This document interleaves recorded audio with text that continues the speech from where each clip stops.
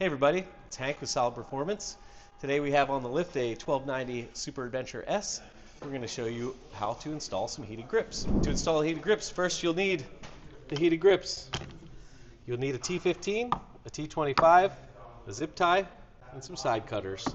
This motorcycle is just out of a crate. We're preparing it for a new owner, so many of the items are not installed on it. So it doesn't have handguards and it doesn't have the mirrors, which are going to make this job much easier for us as we move forward. To begin, you need to take off your throttle grip and your left side grip. Take off the throttle grip, you need the T25 to disassemble the throttle housing. Take the two screws out from underneath here, loosening each one up. Don't drop them. Put them in your little pouch or in whatever you do use to keep your hardware separate. After you have both of them out, the clamshell assembly will come apart, being careful not to drop it, which is not always easy. So now we have the top of this off. The rest of the assembly is going to stay on there. Set that aside and slide the throttle grip off. It's that easy. Moving it over to the other side, we're going to take the left side grip off as well. Want to roll back the rubber covering from the grip, take your T15, slide it up in there, find the hardware, and loosen. Get it nice and loose, give it a yank. That's off quite easily as well. With them off, you are ready to install the grips. Left one goes on pretty easily. Just slide that on, similar to the way you took it off. Making sure you align the power cable up so it doesn't interfere with any buttons or get caught as you are adventuring. Push it on there, make sure your handlebar sticks out. Now again, you're going to pull the rubber covering back, reach that T15 back up into the grip, and tighten down the hardware. Oftentimes we have these come in the shop and the left grip is moving quite a bit. This is sort of backwards compatible part. It's the same on lots of years. If we get a motorcycle in the shop and the left grip moves, it's probably because this is loose or someone didn't tighten it. Roll the rubber back in place and you can leave the extension hang until we're ready to route it.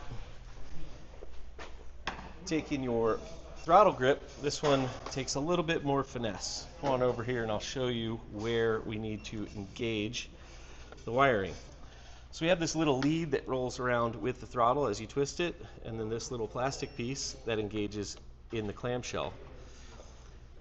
It's got a small cutaway that we want to align in the clamshell. See if you can get up in there.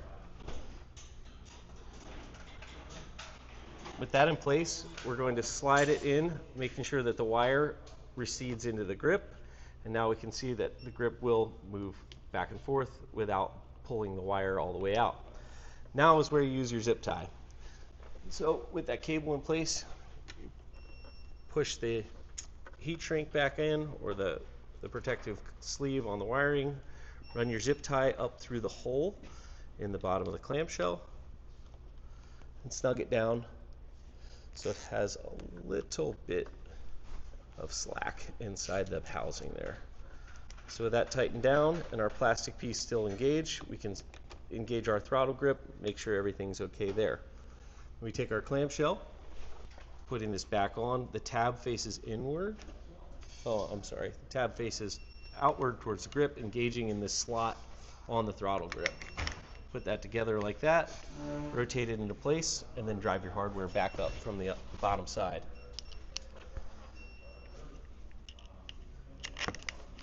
Of course, reference your manual for torque specs on said hardware.